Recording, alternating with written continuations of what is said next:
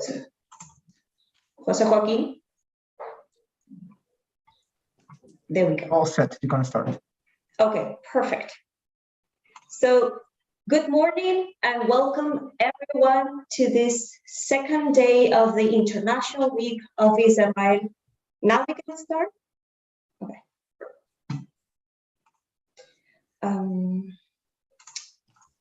So, to the second day of the International Week of Israel at Chile, organized by the Vice Presidency for International Affairs in collaboration with the Embassy of Israel in Chile.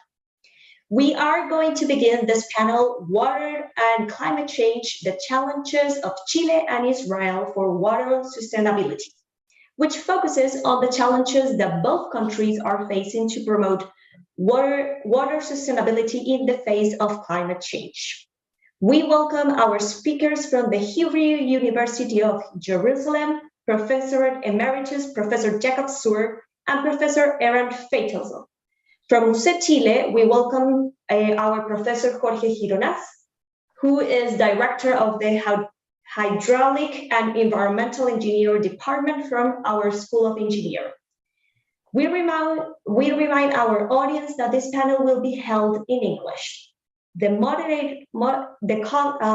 conference will be led by the professor of the Faculty of Agronomy and the member of the UC Center for Water Rights and Management, Guillermo Donoso. So thank you so much, Professor, for being with us today. And Professor Donoso, I'll pass you the floor. Thank you very much, Florencia. A warm welcome to all of you who are with us in this panel. I will moderate all of the presentations. We have 3 presentations of 10 minutes each, and then we will answer multiple questions from you, the audience, and also a couple of questions between each other. So I would like to start our presentations, giving the floor to Jacob to present his theme of today.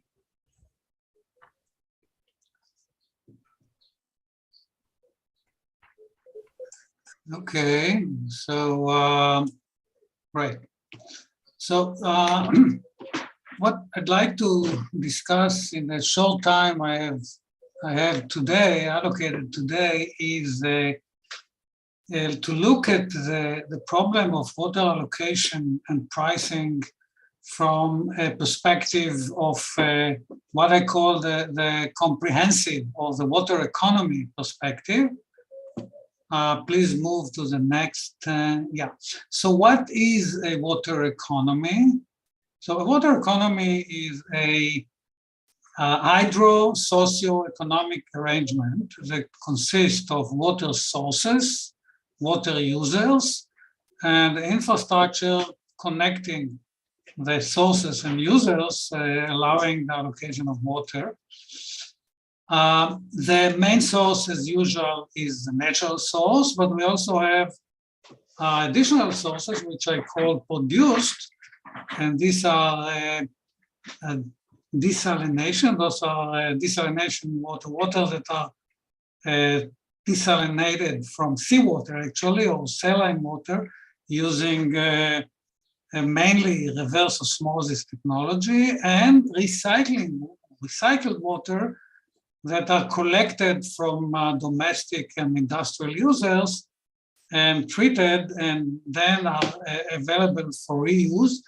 Whether we use them or not, reuse them or not, is not very, which is very important, but is irrelevant to the fact that we have to treat, we have to collect this water. So this water is available because of environmental and health regulations.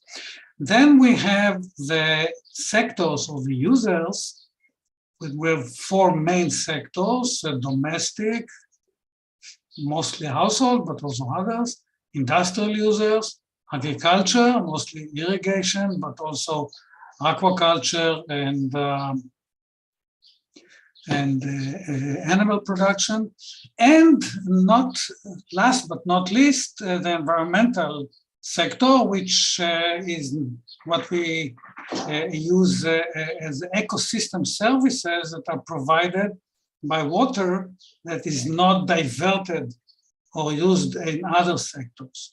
So my main message here is that when we come to determine or set water policies, we have to look at the water economy perspective. We have to look at the whole concept or the whole structure here in a comprehensive fashion. If we only take a part of it, we are susceptible to making omissions and mistakes.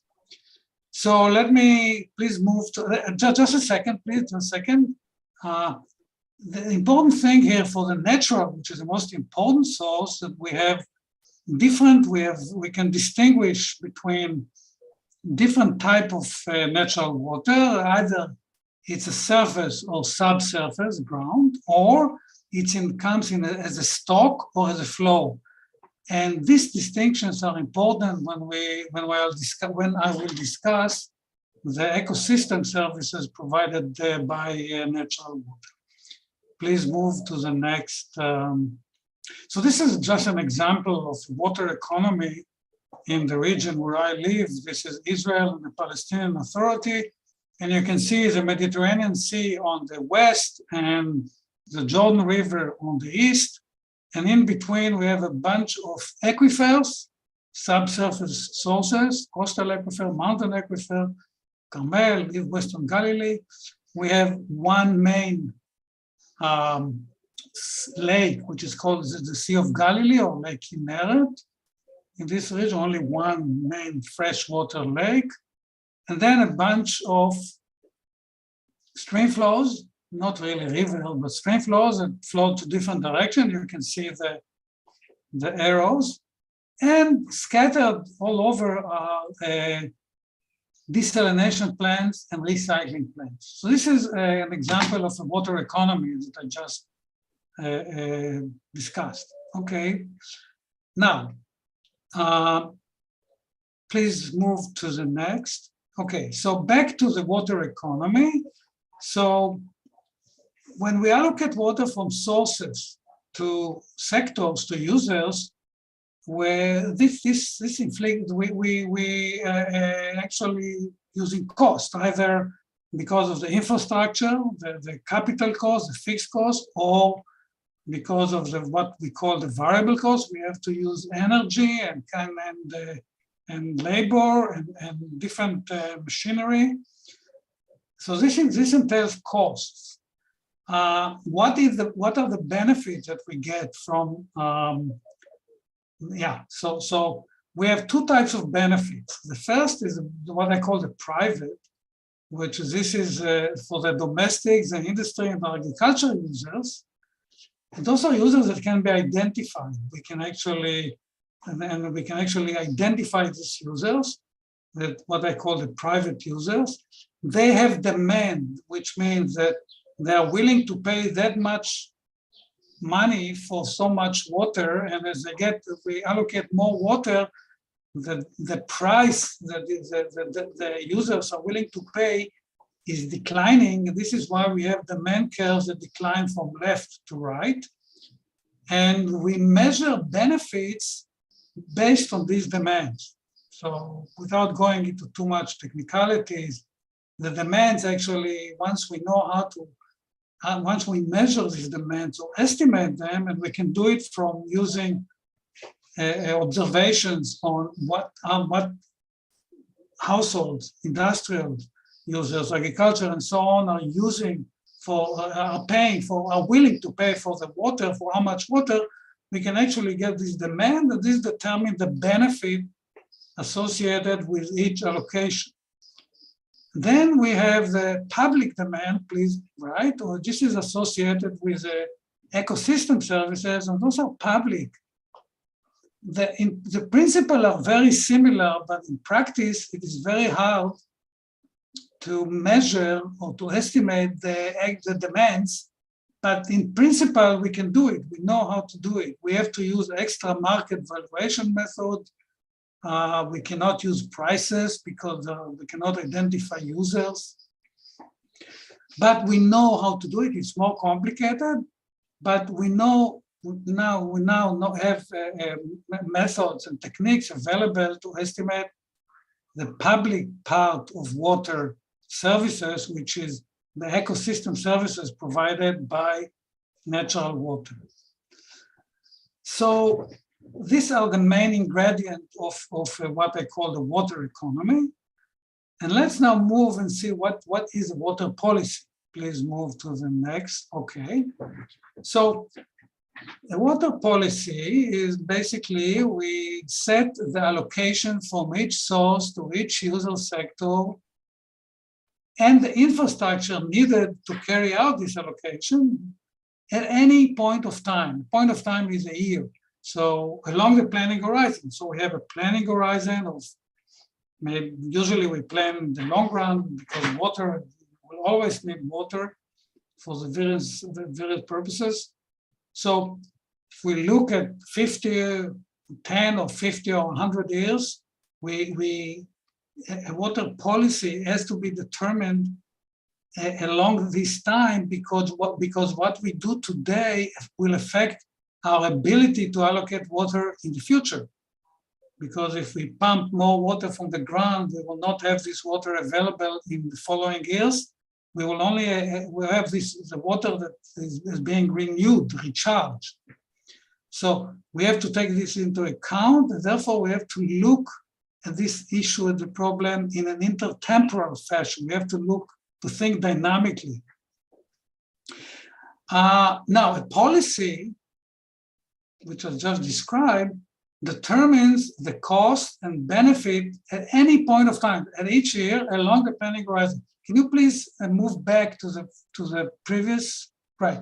So once we determine the errors from each source to each sector at each point of time, at each year, and we have the benefits, we have the cost, we have the benefits, we do that along the planning horizon in each year. Okay, now we can go back to the 1 minute, Yakov, please. 1 minute. Okay.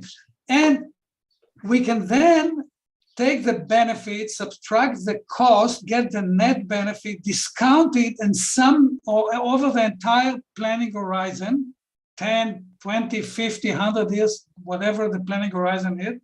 And the optimal, and then we can define the optimal policy as the one that maximizes this discounted sum of net benefits. And in practice, this is a technical issue that we know how to solve. Now, the main issue is how to implement this optimal policy. And for that, we have the different measures. One that is what I call the command and control measures, mainly quotas, and the incentive-based measures, which are mainly prices and water markets.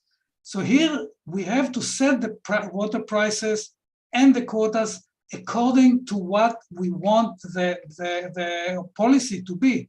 And the policy is based on everything that I've discussed so far as we calculate these net benefits along the planning horizon. And this is basically the message that of this, what I want to say, that we have to look at it in a comprehensive fashion. We have to look at all the pieces and parts of a water economy and not look at it pieced separately. Otherwise, because if we do that, we make mistakes. And I've been doing this now working on this now for more than 10 years. And a lot of the works that I've been doing and others are summarized in the book. Like, can you go to the last one, please? In this book, so there are a lot of details, examples, references that the book that just came out a year ago, and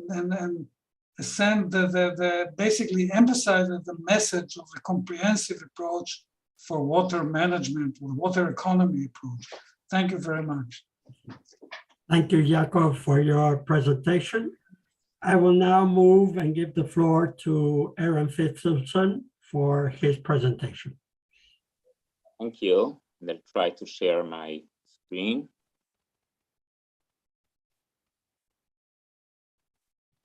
Oh, I should begin at the beginning. So what I will be talking about is that I'll focus on one part of what Jakov has been talking about, and that is about desalination. And I'm looking at desalination from a social science perspective. That is not about the technical side of it, but what does it imply? What does it mean, actually? And desalination is important in Israel, but it's actually up and coming all around the world, because an increasing amount of the proportion of the world's population is urban, and desalination serves primarily the urban population. As the GDP per capita rises, so the affordability improves. Most of humanity is concentrated along the sea, and the cost of desalination has been declining. And indeed, this is not an updated figure, but you see increasing large-scale desalination in many parts of the world. Now, when we talk about desalination, desalination has several attributes which are important to notice. One, it has high cost, particularly because of its intensive energy requirements, which implies also pecuniary cost. The second, which is interesting from a climate perspective, that it is insensitive to weather fluctuations and thus to climate change. You can desalinate regardless of how much precipitation comes from the sky.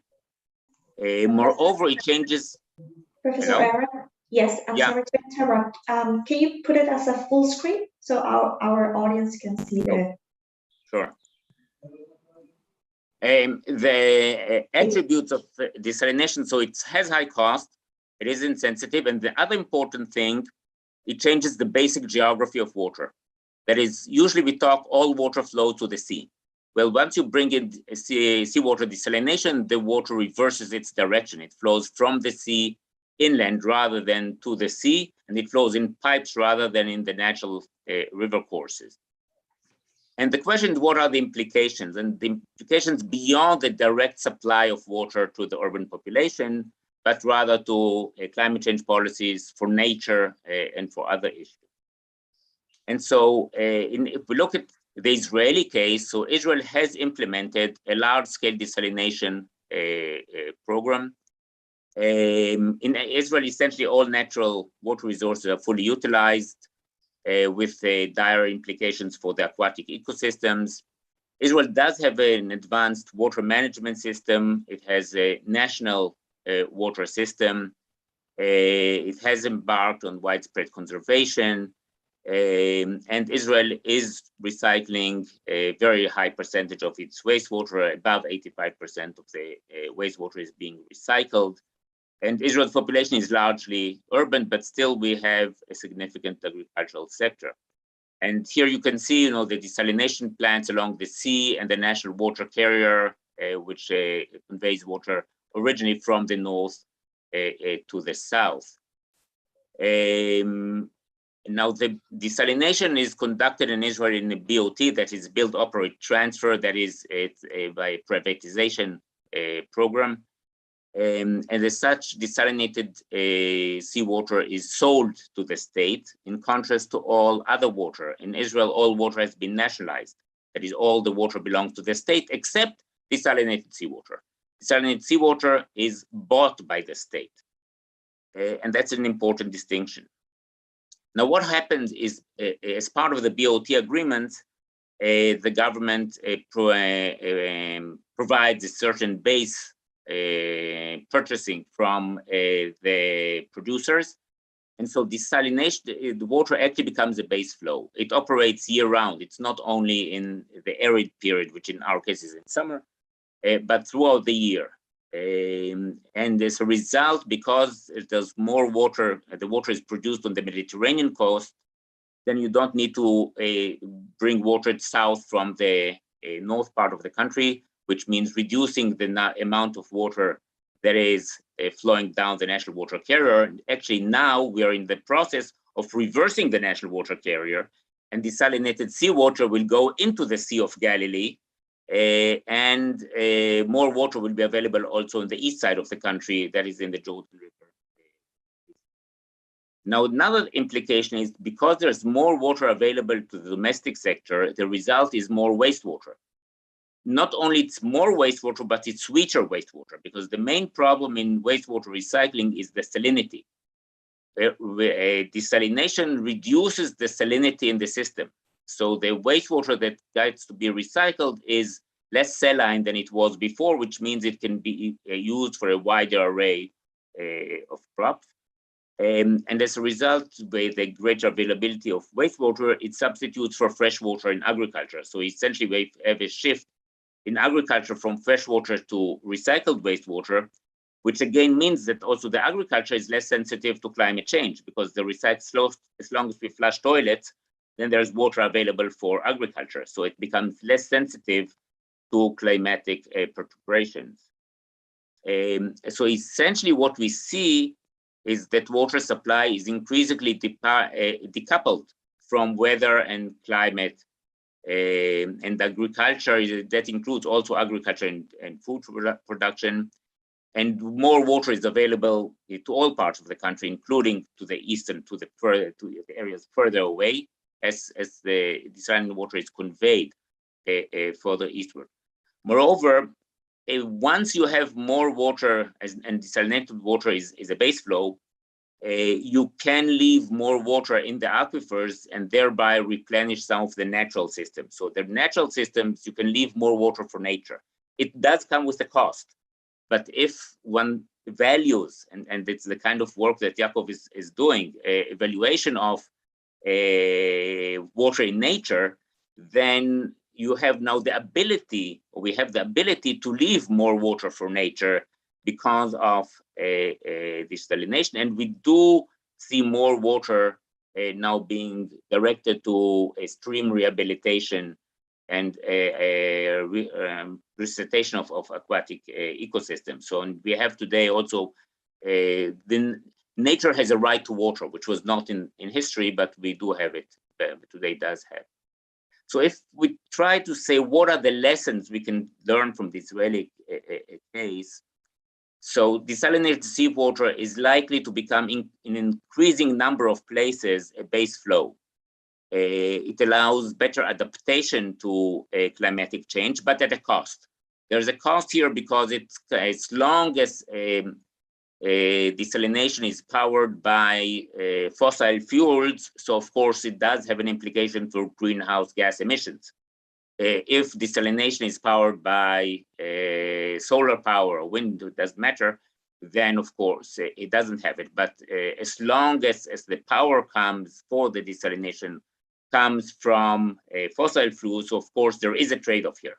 That is, it's an adaptive mechanism, but comes at the expense of the mitigation. So there is a trade-off. Now, desalination does allow fresh water to be retained in natural settings, that thereby improving the aquatic ecosystems, which in Israel's case are the most, the ecosystems most damaged by overuse historically. And so what we see essentially is that seawater desalinations opens windows for new options and for wider also wastewater recycling. And if recycling is indeed undertaken, then also agriculture becomes better adapted to climatic change and decoupled from fresh water, and essentially from precipitation, which is even more important. So if I'm to conclude this very short presentation, desalination is not merely an enhancement of water supply. Desalination has much wider ramifications than the mere enhancement of water supply. It actually is a game changer. It changes the game and it changes the picture in multiple directions. And despite that it has adverse effect on greenhouse gas emissions as long as it is powered by fossil fuels, and it has some impact on seawater quality because of the brine, but that is quite limited unless it is taken from closed bays. That is, as long as it's from the open sea, which you have a high turnover of seawater, so it has quite limited adverse implications for the sea. Desalination also can have positive environmental effects in the sense that it can assist in improving the state of the aquatic ecosystem because more water can be left for nature. So this is really a multi-dimensional issue. And again, if desalination is the base for wastewater recycling and wider wastewater recycling, then it can also have positive implications in terms of agriculture and food production and decoupling also of that from climate change. So this is kind of in a capsule some of the work that I'm doing on looking at what are the implications of this new game changer, which is desalination. It has pros and cons, but I hope I've shown that it is quite a multiple dimension. It has to be analyzed in a multi-dimensional perspective when one comes to making decisions on desalination. Thank you very much, Aaron. I recall the public that's with us that we have the opportunity to answer questions, and please present your questions so we can attend them at the end of the presentations. I now give the floor to Jorge Gironas for his presentation. Thank you, Guillermo. Thank you very much to my colleagues, and welcome to everybody. I guess you guys are seeing the screen. Today, I want to talk a little bit about what we're doing in terms of water resources research and climatic change. The focus will be on what I've been doing, but I'm trying to bring also some of the contributions from other colleagues here at the Universidad Católica as well. So you guys have a good overview of what is being done in our institution. Maybe a little bit of context first. Up today, March 2022, well, we are in April, but this is the most recent data I have.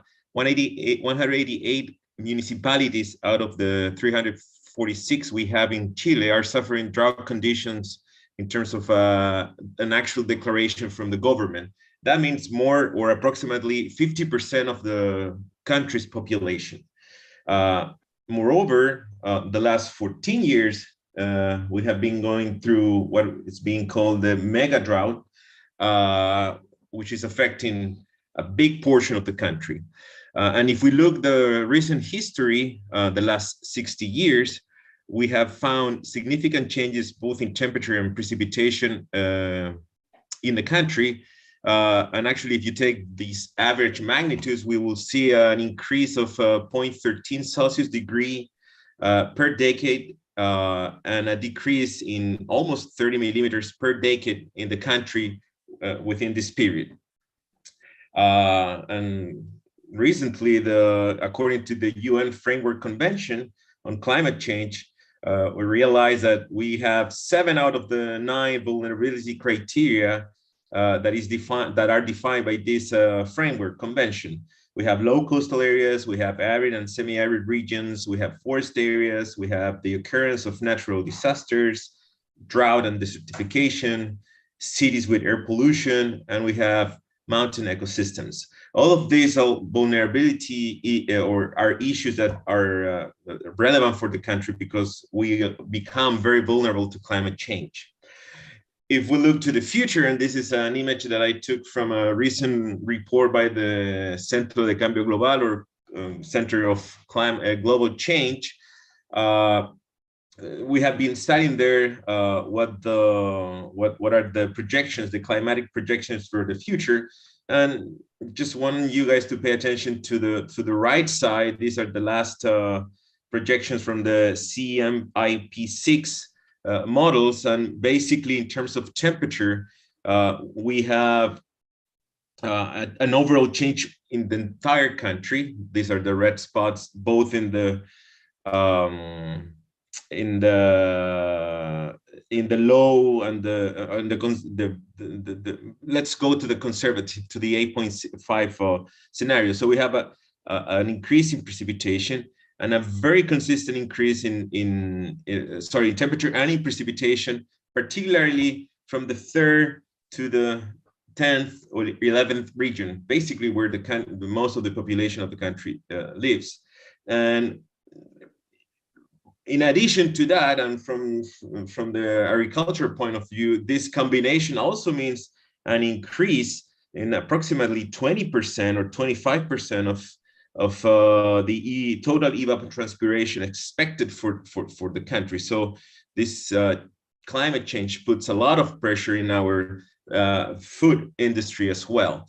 And if we look at the implications of what will happen in our cities, it is interesting to see how Santiago, Valparaiso cities that are currently in this semi-arid, Mediterranean semi-arid region will become part of an arid region in the future by 2100. So the climate change will affect the country, and the models are very clear about that. So things that we have been studying and are relevant, we think, are, for example, the hydrological extreme events. This is a couple of pictures taken from a paper with Sebastián Vicuña back in 2012. And here you have pretty much a story of many of the countries, but many of the basins in the country. This is for the Mataquito basin, but you will see something similar to this all over the central part of Chile. So in terms of temperature, we have an increase in temperature. We have an increase in peak flow discharge, and this trend is there regardless the extremely high event that took place in 2008. If we remove that point, we still have an increase in the peak flow discharge, whereas we have a decrease in the precipitation, the annual precipitation. And another issue that is relevant and is seen in this basin is a decrease in the low flows.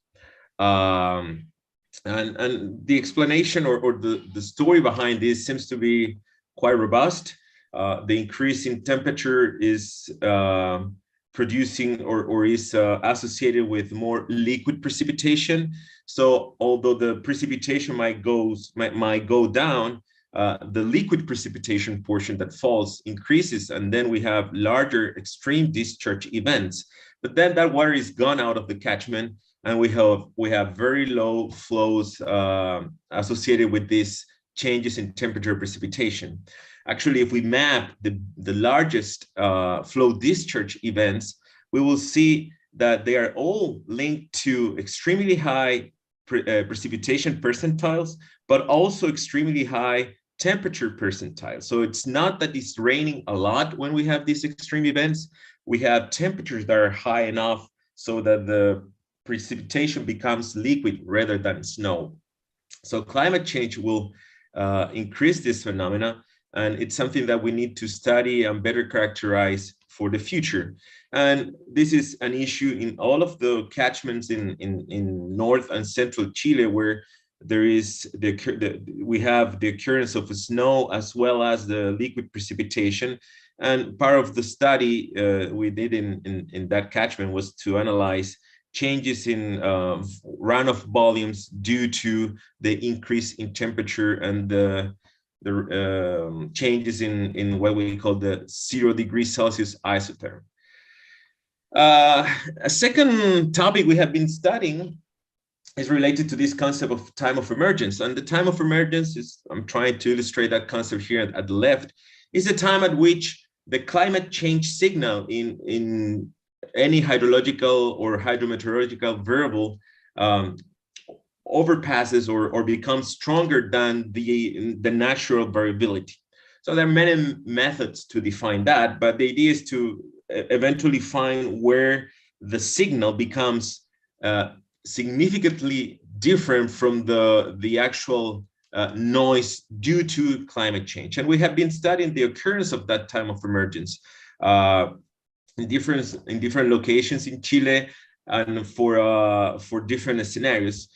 We have many plots here, but I want you guys to focus on plot D and plot H. This is from a paper with Christian Chadwick back in 2019. So all these calculations are within a probabilistic framework. So we're coming here with expected values and a simplification. But what we see is that in terms of temperature, meaning the plot H, this time of emergence already occurred back in 2010 or 2015. Differences are related to the location in the basin, in the country. The time of emergence of this trend is expected or occurred a little bit later as we go to the south, but it occurred earlier in the north part of the country. In terms of precipitation, we're entering to a window of time in which this time of emergence will start showing. So we expect, or we found that the time of emergence for the precipitation signal will be here by 2024. That means tomorrow. This is a probabilistic assessment. And then for the very arid regions, or if we go to arid regions where precipitation is scarce, it's harder to find that point. But regardless, that will happen by the end of the 40s in 20 more years. And we have done this with other variables. For example, we studied when the current reservoir operation fails or become obsolete, using the same idea as I showed before. And instead of physical variables, we studied the performance indices, metrics that are used to assess the performance of reservoirs, such as the resilience or the reliability or the vulnerability. And if we go to the RCP 8.5 scenario, that will happen in the 30s up to the 70s, depending on the metric. If we want to move that time of emergence and we want to have that not this century, we'll have to have reductions of the order of 40% of water allocation, which is significant if we're managing water in a basin like this. I want to finish. I'm gonna jump with this. I want to finish my presentation showing a brief summary I did. This is a top-down approach, but I tried to find what my colleagues are doing here at the university, and there are more than 50 faculty members that are studying water issues, and they do this in the medicine, in the law school, engineering, agriculture, and forest engineering. And the university right now have a variety of centers. I counted 11 research centers in which water is studied. So I think that it's an exciting time for our institution.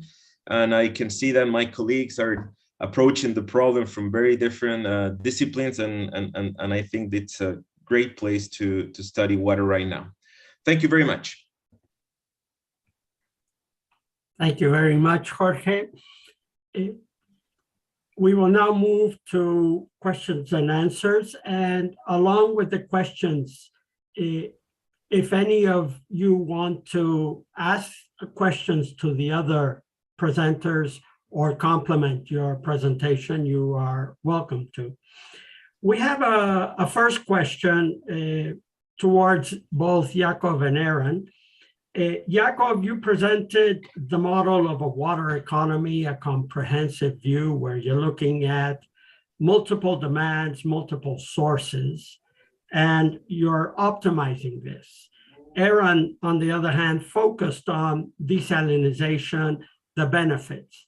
So here the first question associated to both of your presentations is, how is Israel's policy and institutional setting behind all of this model? Is there a central authority who is planning, looking at the future, or are, for example, the desal plants local or spot decisions to respond to one problem? So is there a master plan, and how does it go about in its implementation? Okay, I'll respond first. I will, okay. Yeah, Israel, I think Iran mentioned that water resources in Israel are owned by the state. There are actually no private sources, no private well or stream flow, or all the water rights are owned by the states and are delegated or given to users based on historical use or some other rules that are changed based on periodically based on availability, mostly for irrigators or agriculture. So this is central. Now, until a bit of historical perspective, until 2007, there were different institutions that handled different parts of the water, but as of 2007, everything is actually under the same roof, which is called the Water Authority, which was formed at that time, and now it controls, it provides permits for pumping and then allocating and set prices for the different sectors. So, and it actually issues tenders for desalination plants and for recycling plants. Recycling, all those are heavy investments entities and require they're done on either the regional or the state level, but controlled and regulated by the authority, by the Water Authority. So in this regard, it makes it easier to look at the water problems in as what I call the comprehensive or the water economy approach. And actually, I actually started, I was a consultant to the Water Authority when it just formed in 2007 for about 2 years. And I became convinced, at least in the case of Israel, in other places, as I said, the water economy is also characterized by water institutions and water rights, and those can be quite different from place to place. But in Israel, the structure and water rights institutions are very conducive to the system approach, to the comprehensive water economy approach. Thank you, Jacob. Aaron? As Jacob said, we have a particular history in which the water was actually nationalized in 1959. All water was nationalized. And then it was a water commissioner, which today is the Water Authority, but the idea of a centralized water management is very strong. It's already well rooted in Israel. It also helps that the country is small. And so you can actually convey water from one part to another. Country, the length of Chile would probably be a different story. So it's not something that you can just copy paste from one place to another, but it's given the particular history, the size of the country and the structure of it, it's actually very conducive for a centralized system. And as Yaakov mentioned, this is conducive for comprehensive planning and comprehensive view of the issues. Again, with the desalinated seawater, somewhat of an exception, because even though the Water Authority issues the tender, but then it has to buy the water. Right. Because it's a BOT. Great, thank you.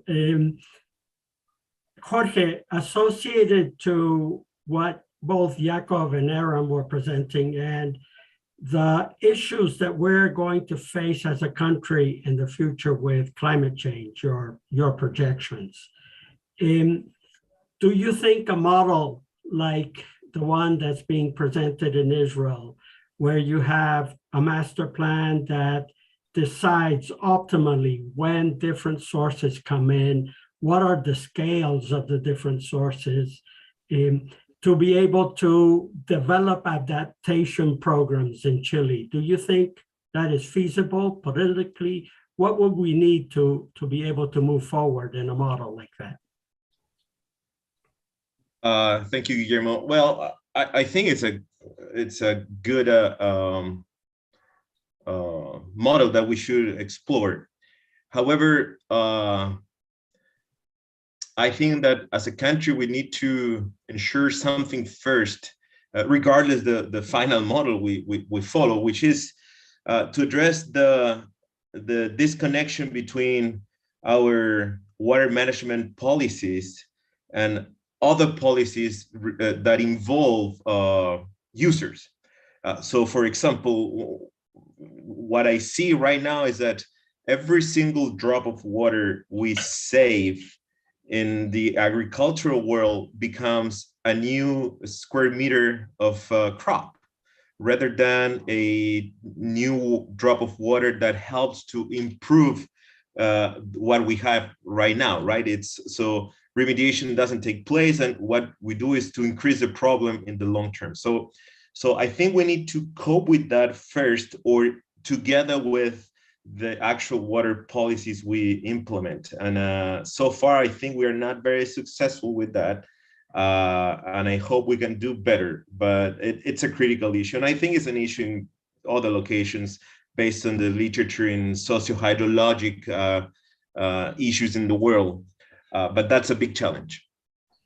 Thank you, Jorge. In fact, there is, as you pointed out, a very high fragmentation of our institutionality, which leads in several cases to conflicting policies.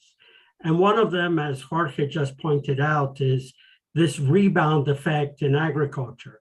You increase efficiency, you increase surface, and therefore you're not conserving water. Is that an issue in Israel? Has it been an issue? And if so, how did you deal with it?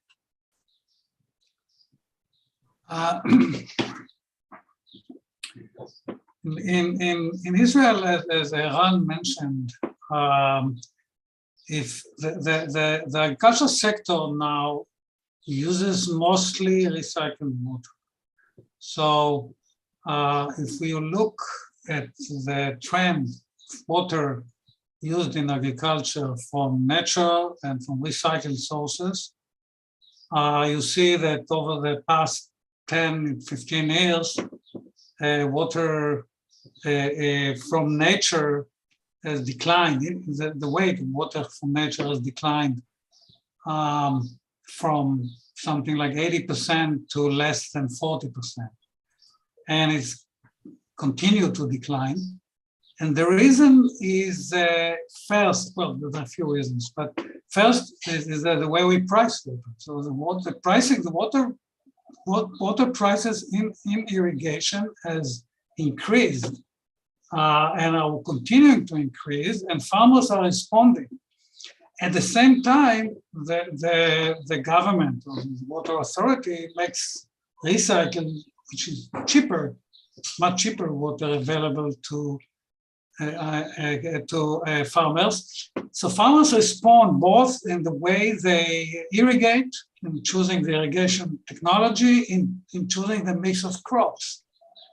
And the signals that we use, and I didn't have time to discuss it in the water policy, is mainly prices. Each drop of water in Israel is metered, and we use volumetric pricing, and farmers, as well as households, for that matter, respond. So as a result, we see that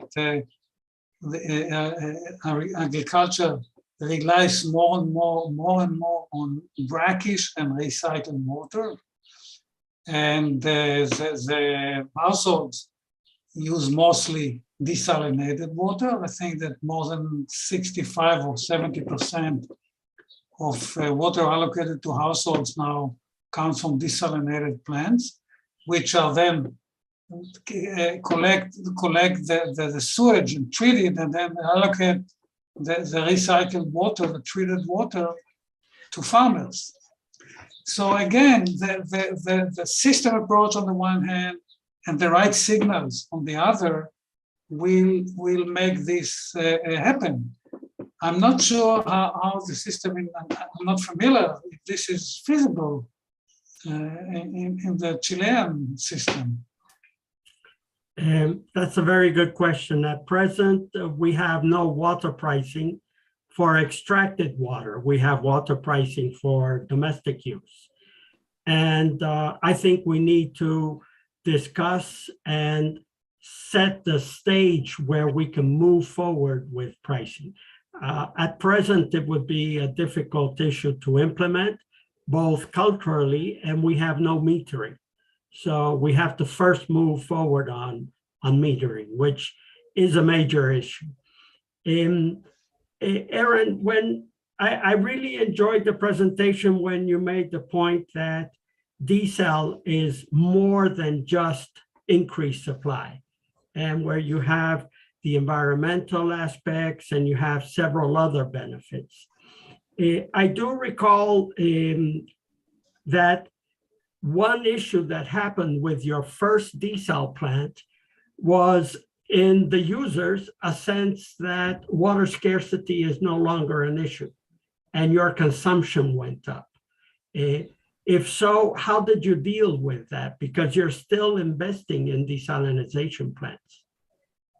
Yeah, that is true. Israel had a lot of conservation programs, including in the public media and so on, which were actually very effective and reduced consumption per capita, and that really somewhat reversed it. There is a contradiction here once you bring in desalination, so you're not seemingly not in a crisis any longer.